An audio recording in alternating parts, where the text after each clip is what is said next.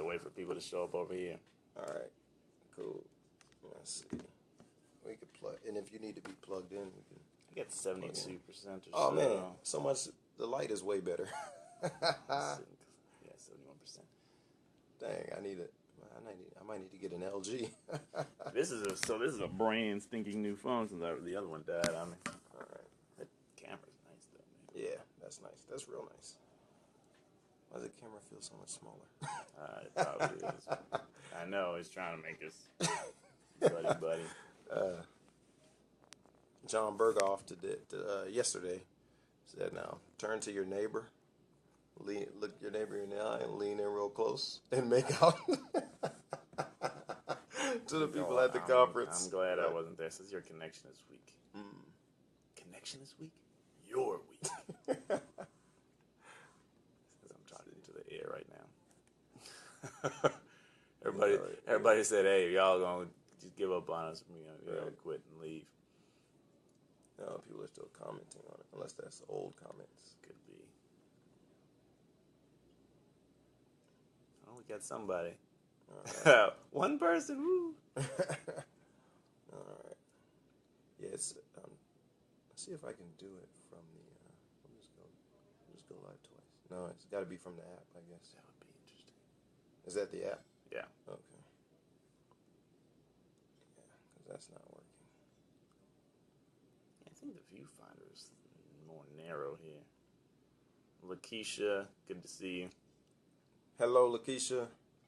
Now, she had, I know you were busy in the conference, but you asked the question, what's the most important thing, even more than the subject line?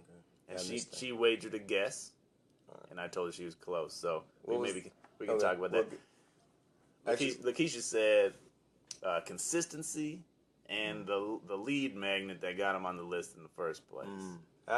So actually, yeah, hers integrates with what is the most important. So totally. Yeah. Okay. And you are. All right, cool. You're live now. Wait, no, this is old, I think. I think that's old. Well, it's now. It says now. I don't know. No, I'm sorry. That's me. Oh, yeah. Conrad D's. All right. Are we, Lakeisha, are we delayed? I think.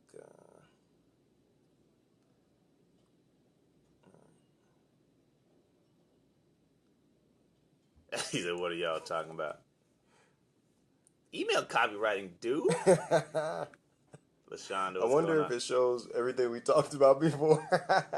If it records. It probably did. We're talking about what were we? I don't know. We were talking about, what's the most important thing to get opens? No, I think before that. Oh, before that? But Donnie said, hey, it's live. Who knows what we'll talk about. With me, you never know. No, you're not. Yeah, boy. So I think it's delayed. I think so. Yeah. Watch this. I need to make a comment that's super funny. I did a blab. It's funny to me. Did a blab with Kamari. Must have been like almost a year ago now. He never invited me back. But the lead. Okay. Well, Kamari, watch this because you said something about needing chapstick, so I said something about your crusty lips. Wait a minute. And then you said, dude, this ain't you talking about my lips on blab, but my hair is funky. So let me apologize for being unkempt here. It's been it doesn't matter how long the day was. My hair always looks like this. You're tight now, dude. You're tight. Yeah, and I try to always keep chapstick on. That's just what I do. I should. As you can see, this is almost ran out. I need a new one. Okay, so we were talking about the lead magnet, but in yeah, really. Don't go there with me. I started, but since you're not on this video, you can't get me back. We were talking. You don't remember that? That's why he never invited me back. He doesn't even remember that you were on his show. Was he even on your show, Kamari? Maybe I was dreaming. It's probably a dream. It's a dream. That's a good dream. That's a good dream to have. It was on Money Mondays. Anyway. Yeah. No, look. Lakeisha had guessed that the most important thing, because we asked in the group, to get opens, and she guessed it was consistency and the lead magnet. Now we could talk about both of those things, Yeah. But what is it that the answer you were getting at for that question? So, and maybe I should put it in the thread there, but trust. We'll get back to that. Man, I should have led up to that. I just blurted it out.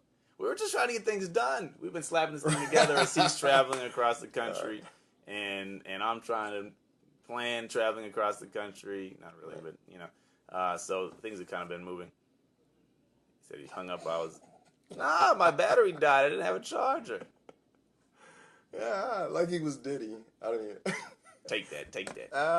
So to go back to the answer that Lakeisha gave, so the answer is trust, and that actually goes right along with what Lakeisha said,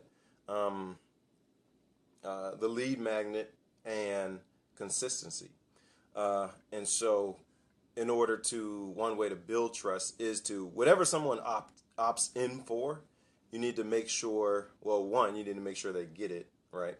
Yeah. And then whatever reason they opt in to get it, you need to be consistent with that. So your emails need to be consistent with the lead magnet, and your the content in your lead magnet needs to be consistent with whatever you said you were going to give them. Right.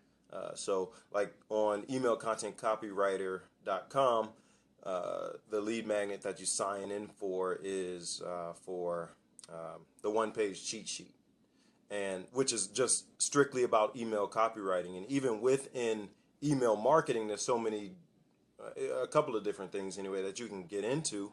But I try to strictly stay focused as much as possible, as much as I can, strictly on email copywriting and things that I learn and things that I steal from other people. And part of the game, right? And that's one part about being on that list, is that you signed up for the list to get the cheat sheet, but probably what I hear from people is more so is to get the swipes. And so I'm thinking I may start doing some more like the templates and stuff like that, because everything that I send you can swipe. And I said that in the welcome email. There will be some things that we directly talk about how you can swipe it, and then there will be some things that you just got to figure out how to swipe it. And then there are a lot of things, actually everything, you could just pay me to swipe it for you. It's a good option. So that was the long-winded answer to to Lakeisha's answer. So great job, Lakeisha. That literally, the lead magnet and consistency are two very good ways to build that trust. Right. Well, let's go back to the question really quick, in case somebody missed the question. The question was, what gets more opens than a good subject line, or even the best subject line? And does that? We are interactive. They can type in. Right. If we're making sense, you can let us know. If we're not, you can leave. Because do you agree or are you wrong? I cut you right. off. I'm sorry. Yeah. Do you agree or are you wrong? Yeah. See, I just got an email idea right there. Right. For the do you agree? So this leads us into one of the other topics. What comes first, the email or the subject line? Which is actually going to lead us into another topic. My mind just it's magical, goes crazy sometimes. So, what comes first, the email or the subject line? Do you agree or are you wrong is a subject line that was stolen from somewhere else. And now I know that the email could be about, do you agree that trust is more important than the subject line? Or are you wrong? Right, because it's just plain fact. Right. It is a fact. It's a fact. So why? Why is it a fact? Because I said so. As a father, I can say that. Good enough. Uh-oh. Depends. Depends. I'm curious to hear what you think, but let me ask you this: when you get a letter in the mail, snail mail, and it's from the comptroller of your state, do you open it? If you're me, you don't. You rip like Martin does it with his parking ticket. Rip. That's right. But if you get one from your grandmother, you probably will open it. Right. Is my mom still on? I don't know if she came back to this one. No, she's gone. Okay. My grandmother sends me something. It's got a $5 bill in it or something. Yes. Thank you, Grandma. My grandma still sends me like $20 checks. Well, now I guess it's for the kids now, but right, it's fine. But you open that because there's something in there for you. Now, the subject line may tease that out or may not, but if you know it's from Grandma, you're gonna open it. If you know it's from the IRS, I guess you open it because you feel like I don't want to be in trouble. But if it's from some bill, not bill collector. If it's junk mail, if it's from Kohl's or Bed Bath and Beyond, now, you don't even have to open that, and sometimes you just throw it away. You don't even look at it. You didn't even. Sometimes you don't even read it, and you don't even have to open it. Like it's right there, ready for you to read. There's nothing for you to open, and you still don't read it. It's self-mail, the postcard, and he goes, "Yep, this is from Bed Bath and Beyond, and my house is." I'm not sure what Kamari. We are idea generation, but we kind of moved into how do you get the thing open? Because if you were paying attention in part 1, we kind of covered that. Part 2, we're going to talk about everything else.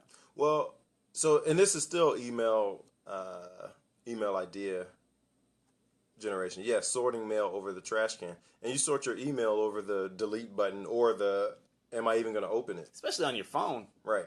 So on your phone, it's like, choop, choop, choop, choop, choop, choop. You might accidentally get rid of one that you wanted to read because you're just trying to get the stuff out of your way. Right. But, when you see that name that and then they're going to deliver value. And to Lakeisha's point, it's value that I've asked to receive. Right. I need to know about how to write email copy.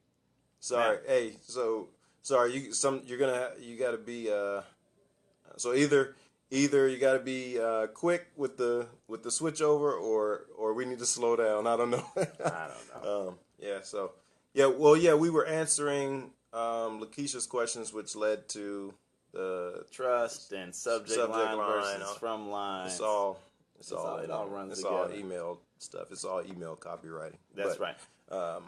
But I do want to go back to what Kamari was talking about, the email idea generation, generating ideas for email. So my 3 main sources, actually, should I? Yeah. Go for it. So 3 main sources, I would say, I already said Facebook groups. And actually, I should have saved that for last because that's kind of my favorite now. Facebook groups that have to do with, obviously, with whatever you write about. And so you can search... You can search in the Facebook groups. Yes, absolutely, Lakeisha. Clairvoyant. And thank you, Kamari. He's probably talking about himself. So there's a search function obviously at the top of every Facebook group, and so if you're in a Facebook group that is relevant to what you're writing about, you can search even for the subject that you're writing about, and of course you'll see a list of topics. I'm new in my hands. You can't even see. It's okay. You can see a list of topics in the groups, obviously. But where the gold is, at least for me, a lot of what I find the most random things in there. Where the gold is in the comments, and I'm saying comments in Facebook groups, and like comments on blogs and stuff, and like websites. They get real. Sometimes it almost diminishes my faith in humanity. But Facebook groups, and probably because I'm in Facebook groups that I enjoy being in, and usually it's uplifting people and stuff like that. So, but Facebook group comments are great places to generate ideas from. And reason being, one, because it's about what your audience wants to hear. And then it is, more importantly, it's in their words. Right. And so... they're not the only person that, let's see, an example I gave, let's say you're talking about losing weight or something like that. If you're in a Facebook group of fitness people, you might think that, hey, let's send this email where this person wants to lose 20 pounds. And then you see in a Facebook group, somebody's talking about wanting to fit in their dress for their 20-year reunion or something like that. So then you can use those words in your email. They're not the only person that wants to fit in their dress for their 20-year reunion. And what you've done is use their words for them. Right. And that helps them to relate to what you're doing. So, and again, that's just one place. For me, I think that's one of the best places. The other two, I'll just list them off really quick. Well, I said BuzzSumo, so buzzsumo.com, because it gives you headlines and it gives you the popularity of those social media posts and blog posts, because I think it's mostly blog posts, but their social share or right. the social reach of those blog posts. And then similarweb.com. I think that's the name of the website. Is that right? I think it's similarweb.com. And with that, with the things that you find on BuzzSumo, there are different blogs and stuff. You could type those sites into SimilarWeb, and then you can find other sites that are similar to those sites, and you can dig through those sites, and you could spend a whole week finding stuff. So I think, honestly, with those three ideas, and there's other stuff too, but with those three idea generation sources, whatever, you'd be good for the next 80 years. Kamar says Twitter, maybe Twitter. If it doesn't deplenish your faith in humanity, also. Yeah, Twitter can get pretty bad too. But I will say what Twitter is great for, current events. And so if something, and actually subject lines. I mean, if you see a tweet that has like 8,600,000 loves or hearts or shares and retweets and stuff like that, it's probably it could be a good subject line. I'll tell y'all a secret that's statistically proven by, I don't know who did it, but I read it on orbitmedia.com. They have a great blog on, really it's about content marketing, and they said, how you get a lot of interaction on Twitter is by having a lot of people interacting. The people who have a lot of followers get a lot of interaction. But, just because you do 80 million tweets doesn't mean anybody will pay attention. Right. But once you've got a critical mass, so a lot of times if you can find those people who have huge followings, what is it about them that's really interesting? And hopefully it's not because they're doing, there's weird, idiotic celebrities who shouldn't really be famous. But because if they're in your niche, what's special about them? What are the kind of things that they're saying, and how are the people interacting with them? So that's a great tip, and it's a great idea that you brought up, Kamar, using Twitter. I don't use it really for that. The trending stuff you get to know a little bit, but a lot of that is, Well, and you could also search your whatever it is if you want to search weight loss on Twitter or whatever, and you can see some tweets, and then probably even unpopular tweets. But it's because it's still. If somebody's tweeting about that thing, it's possible that, two things. You could find whatever they're linking out to, because that's what a lot of people do on Twitter. And then you could also get the words that they are using from Twitter as well. Maybe. I got to test it out. I haven't really used Twitter like that. I noticed. So. Seriously, I look like I'm on Twitter all the time because I'm always, even when I'm sitting at stoplights or, whatever. So you're saying never mind. I'm saying I'd be like, let me retweet something of Conrad, and you ain't used it in 7 months. It's like, should I even be still following him? Are you saying you're texting while driving? Is that illegal in Illinois? It's 100% illegal. You can't even have it in your hand. Oh, okay. So he's not doing that. No comment. Okay. All right. You mean stoplights in your driveway? In a proverbial sense. You mean when there's a commercial on LeBron James dunking on fools. Twitter's good for that too. You can see LeBron crying 1,000 times. Right. Don't tweet and drive. Yeah. TWI, tweeting. TWD, tweeting while driving. Good tip. Yeah, good stuff. So we covered the email. You want to? What else did we promise we were going to do? You want to ask a question about email generating ideas? Hey, your thing doesn't have the time on it. Idiotic. This phone is great. Okay. You want to ask? Well, yeah. We'll. Any question about email generating ideas? We can move on to. Yeah, if you have a question, you better put it in here before we get too far off. But we probably should move along so you guys are not sitting watching us be clowns all night. I'm the bigger clown. Right. Part-time comedian. Part-time. I try to tell people I am funny.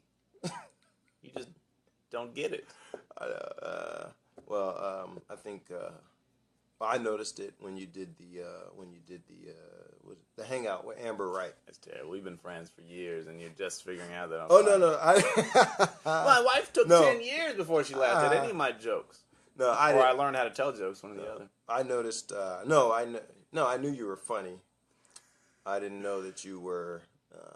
Anyway, funny on purpose. That's the next funny book. on purpose. Nice. Sorry.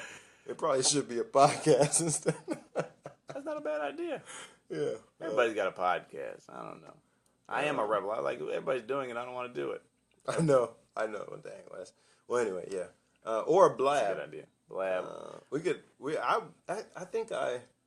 I told Kamari something a few months back, which I got to get back to you on that, Kamari. But lies. He said I'm not funny. But yeah. Did I present that idea to you like a year ago? So we had to know each other for longer. We know each other for a minute. Yeah, it's been a while. So yeah, can we hop into? Let's see. I don't think I'm connected to the internet on my computer, and I'm not. I was gonna say, can we hop into psychology of attention? Yeah, we could do that. Because that's or maybe we can ask. Because what time is it? It's almost. We can do psychology of attention. There were a couple other things that we talked about. I think we said we were going to talk about, because I guess we need to move if we're going to cover any of these things. Psychology of attention, five principles that work. We want to talk about some structure, email structure that you can use, and we know a couple that are used by $1 million, $100 million companies, etc. And they make a lot of money. So we'll share some of those in fairly basic terms. We can, and all of these things we fully intend to talk about more in depth in the group. Yeah. So stick around for that. Not necessarily tonight, because Conrad's got to be at this miracle morning thing in the morning, and it's gonna be miraculous if you get up in the morning. We said we're gonna talk about how to get people to take action on your emails. So I don't know if we missed anything else, but so we can talk about the psychology of attention. Yeah, there it is. Okay, all right. Because obviously it's important if you send emails and nobody reads them. Right. All you've done is given your fingers a workout by typing them. Yeah, no. I got it. What are you talking about? That was a good. That was a good. That's another subject line. Are you just working out your fingers or something like that? You got buff fingers, but no buff fingers. That's good. Buff fingers, but no customers. Ooh, I like it. Ooh, okay. You can't steal that till after he uses it. Go ahead, steal it, and actually send it to me so I can see what you wrote, so I can steal it back. Yeah.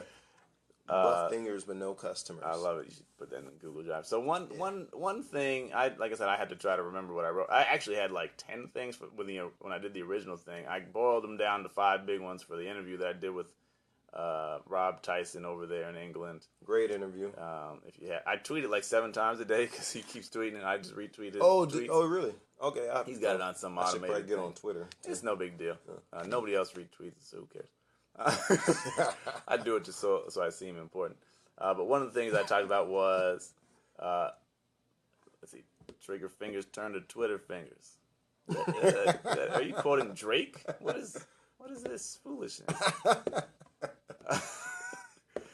Oh goodness! All right. Yeah, this was the disclaimer. We don't know what's gonna happen. What we're gonna talk about. I'm telling you, when you get me started, anything can happen.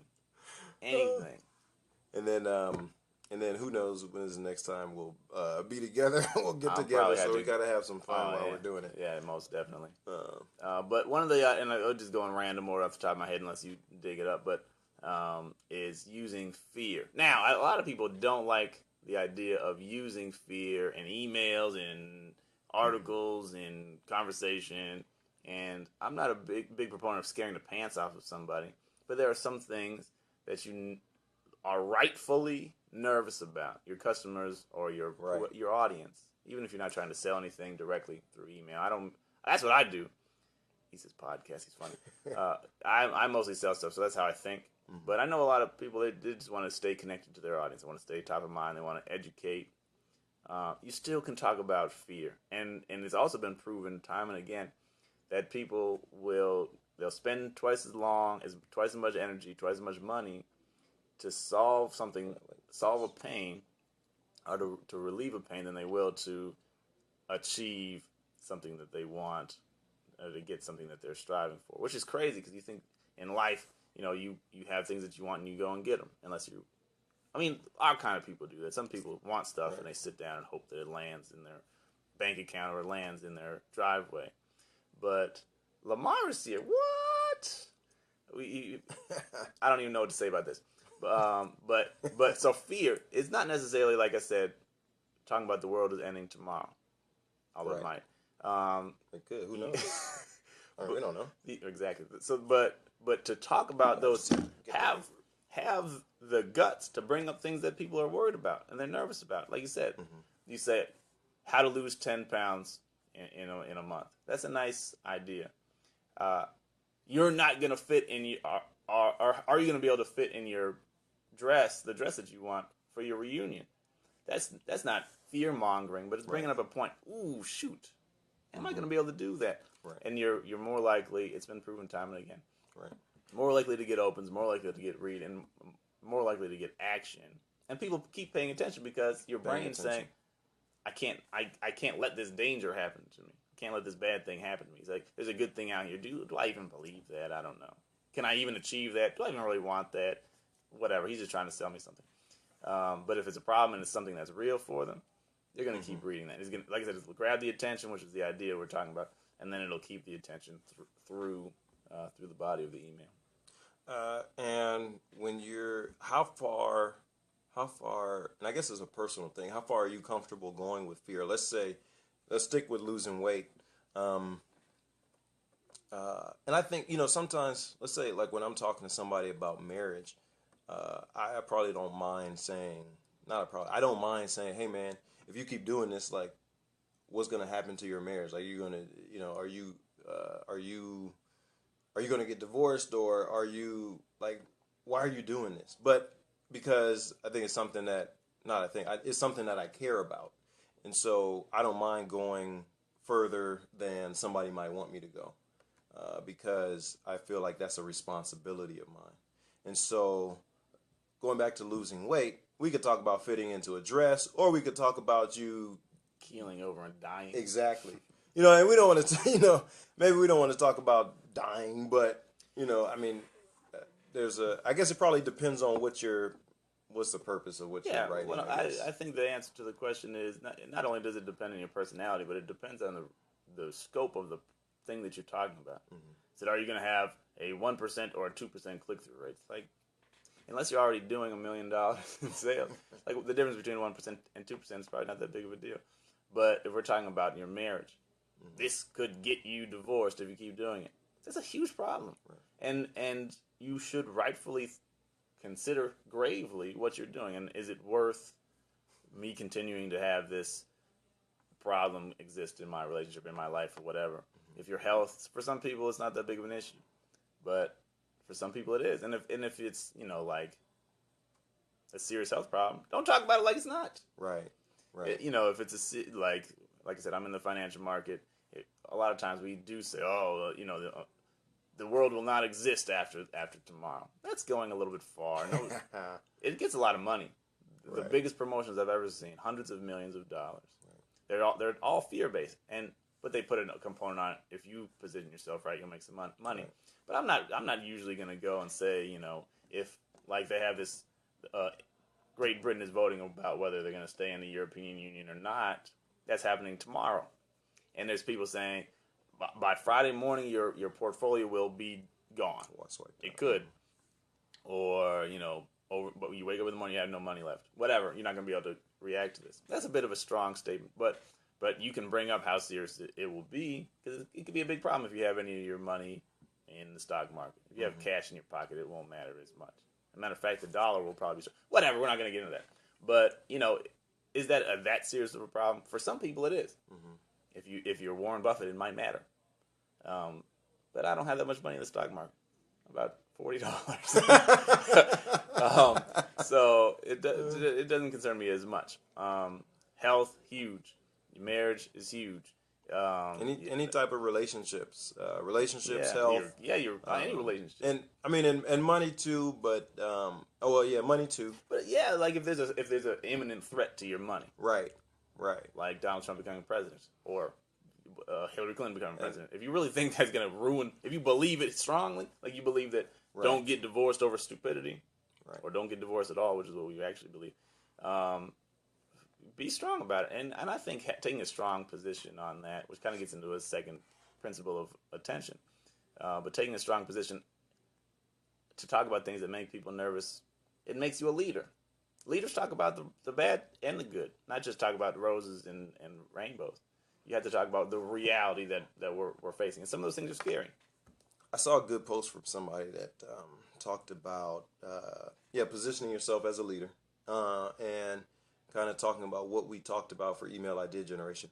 Look on news sites or whatever, or set a Google alert for your industry topic, whatever, and then every story that comes through, take a position on it and write something about that. You'll never run out of ideas. And consistently, but like you just said, take a position. Did you post a picture about not standing on the fence or something like that? Yeah, that was one of my quick copywriting tips, which if you're not getting them, you're missing out on something terrible. Right. But here's a tip for you. If you don't want to subscribe to my newsletter, they end up on my blog sooner or later. So whatever. Maybe they. I think that was tip number 3. Yeah. Well, you should definitely sign up to the newsletter. You don't want to wait till it's on the blog because it could be months before it gets on the blog. I think I've done 5 and I haven't posted anything on the blog in a month. Right. So get on the list so you don't miss it. Yeah. So that so you got fear. Right. Fear is huge. The next one that let me spin off, because we were talking about taking a position. Mm-hmm. You had to have the guts to take a position that's going to start an argument with somebody. Take a strong position and start a fight. People love fights. Taking notes. If they're on your side, they're going to connect with you very deeply. Like, right. We're in this together. We think the same. We feel the same. We're getting ready to do the same thing. And those outsiders are against us. So you're not. It's not a fight per se, but you're causing people to take sides. And if you say something that people hate, they'll probably still read you. Right. Because I really need to see what crazy stuff he's saying. Now, I think Chuck is still on the line, but Chuck told me, this must have been about a year ago, maybe 2 years ago. Chuck it. If you're here, Chuck. He told me that the average listener of Howard Stern, who's a Democrat, was like the same as the average who was a Republican. Even though he's very, very much on one side and not the other, he probably would make a whole lot of people mad. But he gets the same length of the average listen on both sides. People love to hate him. Well, that's this kind of. I'm trying to think. So my wife will watch a movie that's bad, and but she has to watch it all the way through. And I just read something earlier about that, but I don't like. I'm like bump it, wasting time. But is that somewhat a similar concept where if someone doesn't like it, maybe they just want to see it. They just want to see. Oh, maybe they want to see, hey, what does this idiot have to say? Like people who don't like Hillary Clinton or don't like Donald Trump, maybe they're still watching their stuff to be like, or really maybe they're watching it so they could have something bad to talk about. Or I think that's totally right. I think we got a guest. 1 second, we got a guest. All right, good. Give me this. Give me the whole thing. In the case of we shouldn't still be going. If you're taking a position, there's going to be people who side with you. There's going to be people who don't side with you, and there's going to be people who keep watching even though they don't like what you're talking about. But I think in the case of Jennifer, I bet you I walked away with the microphone. I hope. I don't know if I'm connected. Am I connected to Bluetooth? Could you hear Donnie? But this is my phone. Oh yeah, okay. In Jennifer's case, it could be one of two things, and I'm not a psychologist. I pretend to be on television, but it could be that once you start watching it, you just need to finish it. It's called the Zeigarnik effect. Like once you open that loop in your mind, I have to see how this finishes. My wife is the same. That's what it was. This is the worst movie I've ever seen in my life. But I need to see how it ends because I can't have that hanging over. Maybe it'll be good in the last 3 seconds. Oh, yeah, I think Colin was talking. Okay, yeah, so, okay. And it could just be that I know I need to talk about this with my girls when I get in the office on exactly. on Thursday. I saw this terrible movie last night. Oh, girl, it was crazy. Right. So it could be either one of them things. So I guess that ties into a third principle. I don't even know if these are the ones that I meant to talk about. Curiosity, which the Zeigarnik effect kind of leads into. If you open a loop of curiosity in somebody's mind, I'm going to reveal this secret thing to you. Like, I'm going to reveal 5 principles, psychological principles of attention. Now you have to actually listen to what I'm saying if that's something you care about. And guess what? I'll tell you 3, and then I'll tell you 2 later after I sell you whatever I'm going to sell you. Or tell you whatever I want to tell you if I'm not selling anything. So curiosity, sometimes we just want to, as business owners or as teachers, leaders, whatever, we want to talk about what we want to talk about. If you want to get emails consistently open and consistently read, you need to talk about what people want to read about and what they want to hear about. What they want to talk about. And Claude Hopkins says curiosity is the strongest human incentive, bar none. Even more than self-interest, which is what Gary Halbert said. He was talking to Scott Haynes on a boat, I think. So what's the thing that's going to get you the most attention, the most response? And that's appealing to people's curiosity. So if you a piece of information that maybe they didn't know they want to know, but now that you've introduced it, I got to know that. They'll stick around because it opened that loop in their mind. I had to see the end of this terrible movie, even though I hate it, but I got to know what happens. Right. This is a piece of information you're dangling it ahead of us, or ahead of me, and I need to relieve that tension because once it's in you'll go to sleep thinking about it, and you'll have dreams about it. If you write emails good enough to have people dreaming about it, I would love to talk to you because I don't know that I know how to do that, but that's the idea, the psychological principle.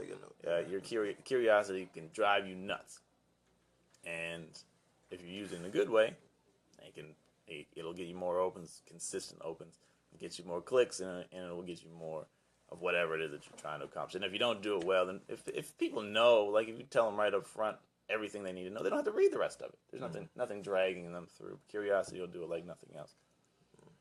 And that's definitely something that I can work on is raising the curiosity in the email to link them to something. Well, it depends.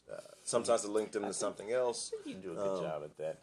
Or sometimes I give away too much. I think in the email, but over the course of the email, but piece by piece, it's like you're leading to the next thing. I'm curious to see what the next thing is, and then when you write one email, I'm curious about the next thing that you're going to say because as your personality becomes more real to me as a reader, I just got to know what Conrad's going to say next. He's going to talk about what's the sound of money, which is what you wrote today.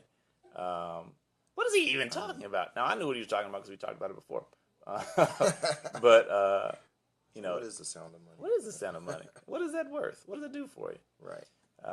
And you gotta click it to read. So I mean, I don't know what my examples were that you were so enamored by. But you could do something like that. Like, well, a great place for curiosity swipe files would be the one that we all know, the tabloids, magazine covers, sometimes newspaper headlines. I think newspapers stopped like hiring copywriters or something because they don't really do that. But magazines are still pretty good, and a lot of times, I mean, BuzzSumo.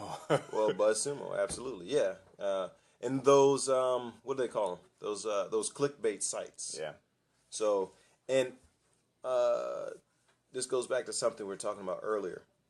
Anything on those clickbait sites, you can always take, like if it says, let's see, I saw one earlier, like the 10 hottest basketball wives, or 10 reasons, or I don't know, 10 celebrities who wear gold teeth or something like that. I don't know. Yeah, it'll be like, or how they look 20 years later.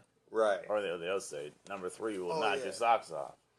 Right. And so now that you can take and say, the financial markets 20 years later, number 3 will boggle your mind. Yeah. Right, exactly. So what I'm trying to say is, see, I do better writing than I do speaking sometimes. That makes two of us. What I'm trying to say is you can take those things and adapt them to whatever, because they are curiosity based. Right. And so you can take the curiosity of that subject line and adapt it, or that headline or whatever, and adapt it to your subject line. Sometimes it's the clever way you say things. It could be in the subject line. It could be in the opening part of the email. It could be at the end of the email to encourage them to click through. The sub-headlines throughout the email. And you probably could put it in multiple places, teasing at, I would say, one thing, but you can tease at it from different multiple ways. Mm-hmm. Like sometimes it's like, I heard, I was listening to an interview and they were talking about an old direct mail piece, which was, have you tried this saran wrap trick to, palliate your arthritis or whatever? The saran wrap trick. That's just weird. But there's no way you can know what that is, unless you actually have to buy this book. It's a $20 book or whatever. Old boardroom book. Maybe it's not that old, but anyway, the idea is you tease them with something that they couldn't know, but all it was, you had to put this poultice on your arm and a saran wrap to hold it in place. So, I mean, was that disappointing? Maybe a little bit. You don't want to disappoint people with the clickbaity kind of thing. Right. But you can totally try something like that to phrase something in a different way. If you give something a title, this is a tip that I've never really explained, but it's not a secret that nobody knows. But if you can give something a name, it makes it into a thing, like it's a real thing. Mm-hmm. It's the chapstick secret of Kamari Ellis. How to repel copywriters from being on your blab session, and you'd be like, what is that? That's weird. And for some people, that would be an irresistible. I got to find out what Kamari does with chapstick to keep copywriters away. Right. So something I like to do is kind of make up names. Yes. And acronyms. People just like acronyms. So or they seem to. Yeah. So. Yeah, so, making up names, making up acronyms, and that's, what were we even talking about? Curiosity. How does that, I don't even know. I don't know. But just make up stuff. Because if you make up something, even if it's the simplest thing, if you just say how to make more money, that's boring. How to lose weight, that's boring. But if you say, this ancient Chinese secret used by emperors for centuries could change your life. You probably say be more specific than that in terms of what it does for you. But it's an ancient Chinese secret. That's cool. It's used by emperors. That's cool. And when you think about it, other than Buddha statues, you don't know a whole lot of. When you think about Asian people, you usually think about really skinny Donnie Yen type. Mm-hmm. Maybe that's right. Maybe that's wrong. But that's kind of the impression that's you're socially programmed to believe. Right. They don't die over there from heart attacks, even though everybody smokes. It's true. What's up with that? So something that is commonly known, and then something that kind of juxtaposes that. Right. I wrote a blog post. This is one of the smarter things that I've ever done, if I do say so myself, called Juxtapositioning, and it's just that. If you can take whatever you're trying to talk about and put a spin on it, like if we're in America, talk about something from the Far East, or from we're in the modern day, you talk about something that's from the ancient past, or whatever, or from the future, Then you can just make it up. Then you can do whatever you like. Right? Because who knows? Nobody knows. Like you said, you'll be gone tomorrow. Who knows? That's right. Doggone it. So yeah, the curiosity, that makes 3, right? That's 3. Fear. Not on the fence. Take a side. Take a side. Pick a fight. Curiosity. Just like I said, you can talk about anything. I had to remember what the heck I was talking about. I'm looking back in the. Actually, we can. Oh yeah, so that's the trick. I'll tell you the other 2 at the end of the conversation. Good stuff. All right. Once I figure out what they are. So let's. We kind of addressed some painful mistakes already. Lakeisha brought up a good one. about not building that trust, about being inconsistent, saying, "Hey, I'm gonna talk to you about weight loss, and then I'm writing you about money," or and sometimes you can relate it, but you want to stay consistent. So that's one mistake you see. No, it's funny. Let me because I keep talking about Kamari. I love you, guy.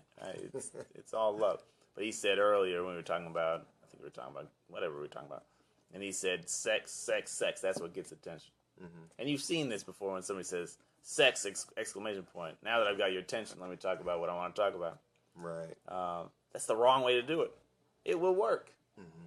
A good buddy of mine told me Facebook ads that he uses, they get the lowest click per cost by far, have women with cleavage showing. Mm-hmm. By far, he's saving tons of money. It has nothing to do with anything. But, people just like to click that for some reason. This was a couple years ago when he told me that. But the point is, if you bring them in with sex or bring them in with cleavage, and then you try and sell them chicken soup, right? They're gonna be mad. For the soul. It's deep, bro. Like they wanted cleavage. You're giving them. That's chicken soup for the soul. Peace and meditation.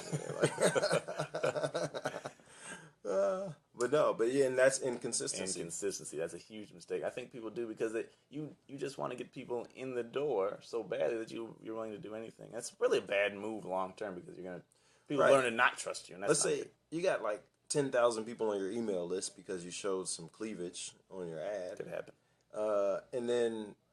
But you got one person going to your blog or one person opening your emails because it's not even. You're not talking about cleavage or girls or how to get girls, right? Or guys.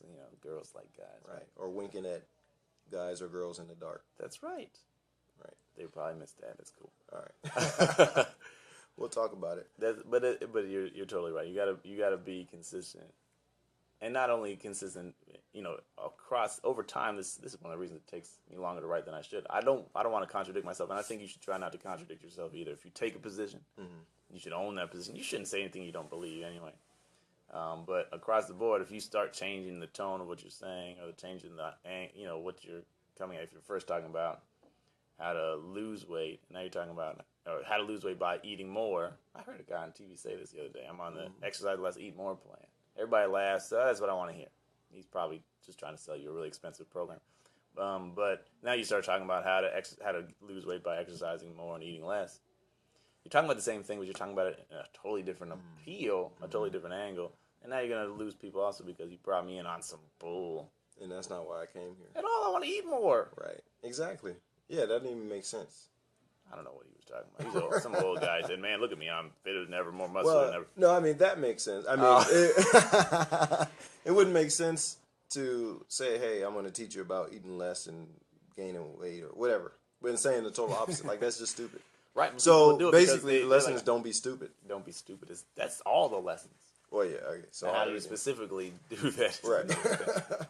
Don't be inconsistent. The other thing is, don't be boring. That's a painful. Man, mistake number one. I get these emails from BJs, and it's like they could do. Oh, I probably shouldn't have said their name. Anyway, I get emails from a lot of people. They'll never hire you. Right. Or maybe they will. Maybe they will. I know. Actually, I should send them an email. Send it to them. If they can get through the first 30 minutes of craziness, there's something in there for you, BJs. I get emails from a lot of businesses where it just, and some of them send a lot of emails, but they don't like, who has great entertaining emails? AppSumo. I should probably swipe some of their stuff. AppSumo. What's that other place that I was thinking about? There's a couple of places that just have good, entertaining emails. Said Ramit. I put him in the previous comments. Ramit's hilarious. Yeah. You have to take time to read it because he usually writes long emails. But they're really funny and they tell really great stories. Anyway, back to you. Yeah, no, it's engaging. So as long as it engages the person. So painful mistake is being boring. You want to, and how do you be boring? You just be boring. You say, hey, the subject line is 15% off 15% off something. And then the email is just, hey, we're having a sale Saturday. Come in to get 15% off X, And now that will work sometimes, but there comes a point where, just like with postcards, you don't even read them anymore. You just throw them away. And the other thing is, if you ever want to do anything other than give a discount, I just want to talk to you about something that's important to me. People are looking for a coupon. Where's the coupon? Right. Where's the promo code? You don't have it, then it's gone. I don't want to hear from you. I just want to save money. That's why every time my wife gets an email from Old Navy, she's buying something from Old Navy. Because they give them 40% off. They get 10. They send email. They send like multiple emails. And then when you click it, they send you another one. That's smart. But she would never read anything if they support us in our fight for X, Y, Z. Right. Click. There's no 15, 20, 50% off. I don't want to hear it. And you don't really want to get in that situation. I don't open their emails. I get emails from them every day. I don't open, maybe because I'm not in the market for clothes right now. Maybe I should be. But you look sharp, bro. Thank you. This is probably from Old Navy. I don't know. What is that? Chaps. I don't. Do they sell that at Old Navy? I don't know. So I like Old Navy jeans. Oh, these are Old Navy jeans. Yeah. So anyway, they got great prices. This became an Old Navy ad. I know, right? Send this to Old Navy too. Check better be in the mail. Right. So the opposite thing of a mistake is so you can be boring, and then you can also be too. I don't know if too entertaining is the right way to put it, but you can hyperbolic. Yeah, or you can not add any value. Oh, yeah. So sometimes people will be boring in the spirit of trying to add value, in the spirit of trying to educate. And so, but if you don't have anything interesting to say through stories or relating stuff, you can get too boring. But then you can also go too far and never give any value or never educate. Right. So you got to come meet in the middle. Got to be some value transfer. The only reason anybody opens an email is because they expect there's something in there for them. Mm-hmm. Now, it could be just entertainment value. I'm never going to buy anything from this person, but I like reading them. Right. You might, and even over time, you might get an offer that you like, or whatever. You get emails from some political give me money thing. It's like, I'm going to give it or I'm not going to get it, but there's nothing in there for me until it's time for me to give money. Right. So it's like that you have to provide value. So they send me all they're doing is asking me for money. I don't care about that.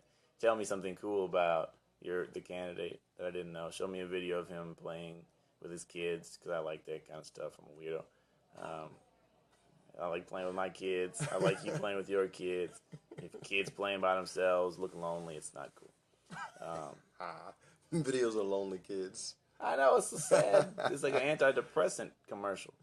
Or like pro-depressant commercial. Right, for the drugs. Are your children lonely? Are you too fat and lazy to play with your kids?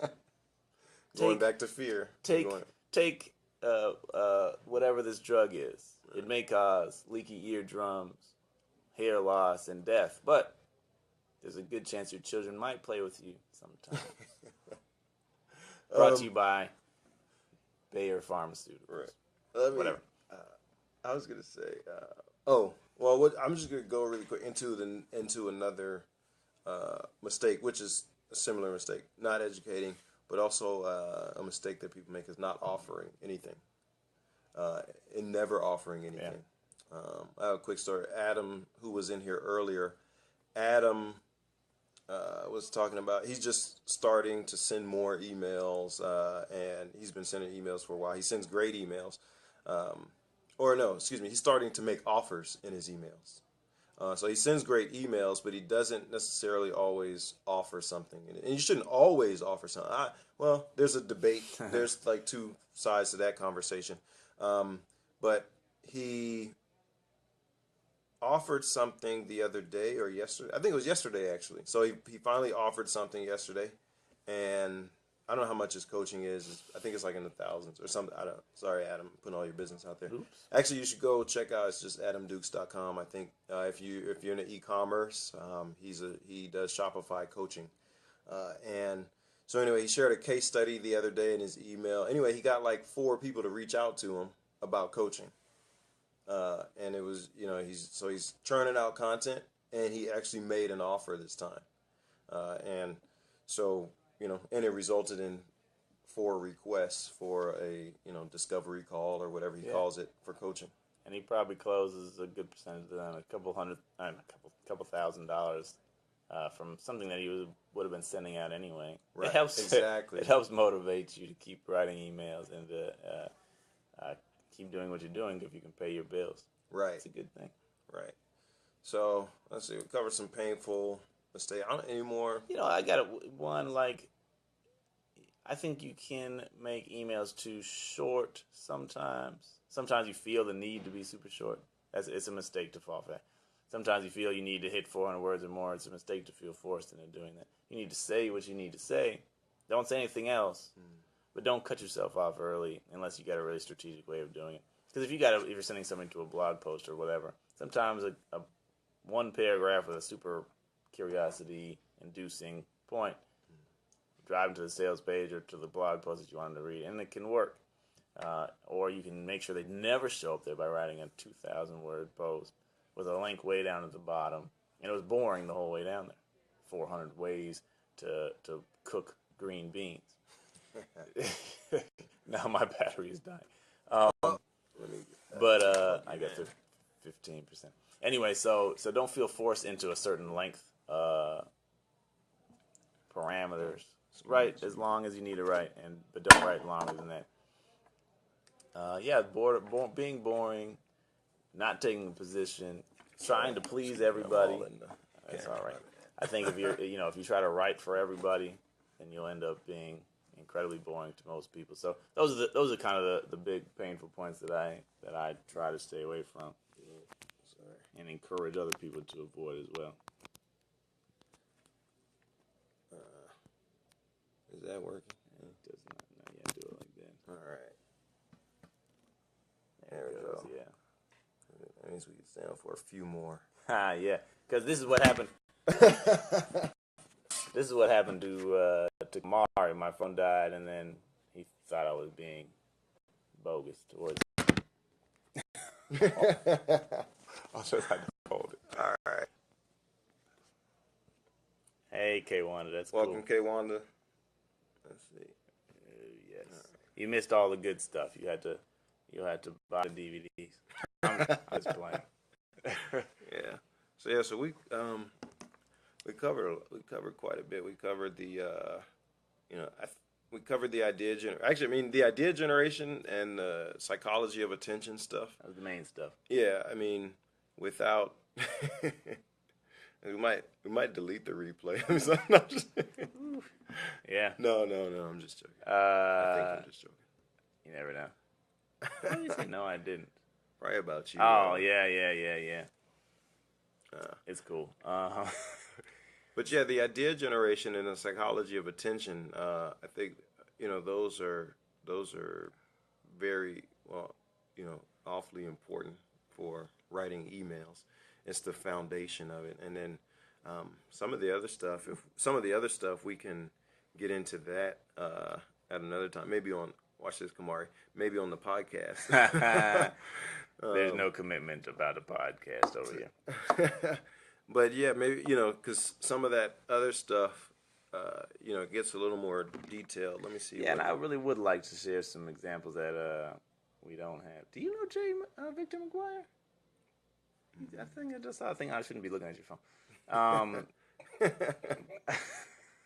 But I remembered one of the other things, psychology of attention things, is revealing secrets.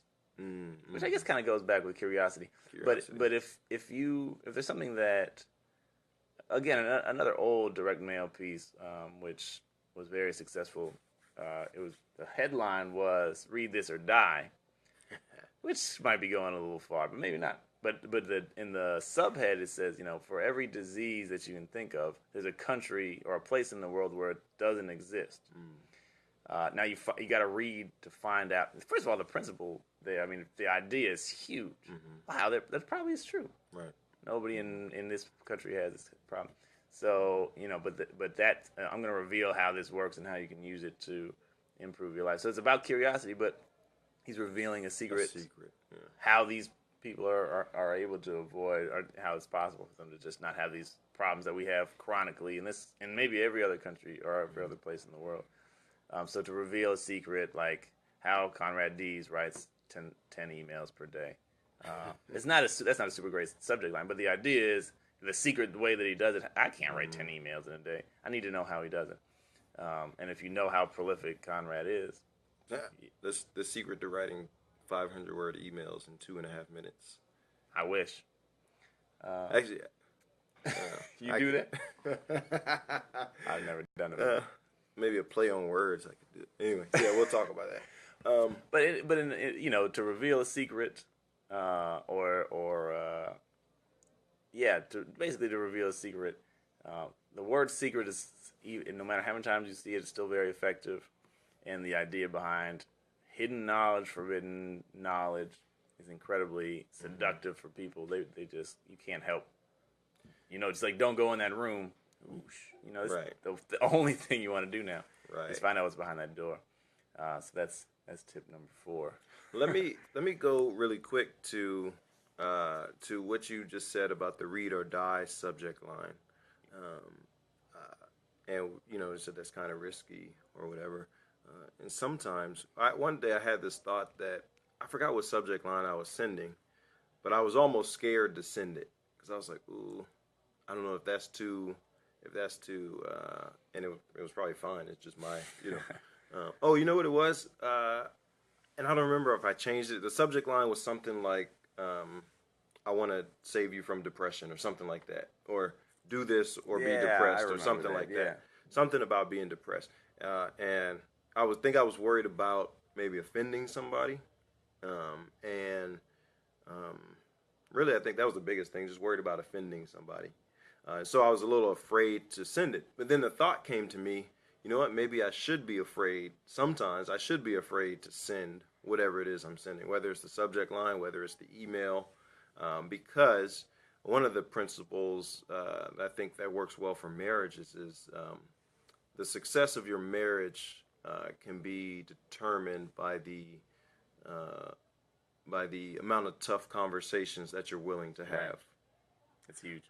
And so maybe whatever it is that you're writing about, emails, whatever, maybe you got to have some of that apprehension to, okay, should I send this? Should I, are people going to be offended by this? And I guess that goes back to the other principle about choosing a side.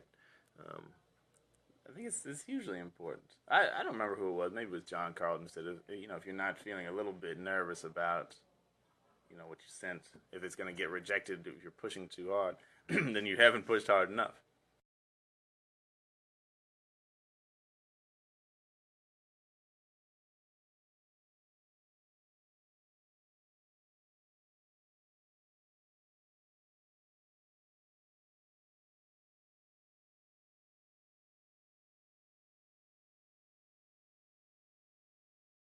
He also said if you're not getting something 6% refund request, then you just skip over. All right. So we're still alive. Says we're live. 24 minutes. I don't think that's accurate at all. Yeah. So maybe because we are having technical difficulties, and we covered a lot. We covered a lot. And there are some things that we can still. That we will cover again. Hopefully, we'll be able to do this again. Are you saying yes, or is that? Yeah, no, I didn't know if you were just having a moment. I do that sometimes. I just wanted to get a verbal agreement so that the stenographer can record it for the record. Facebook is not responding.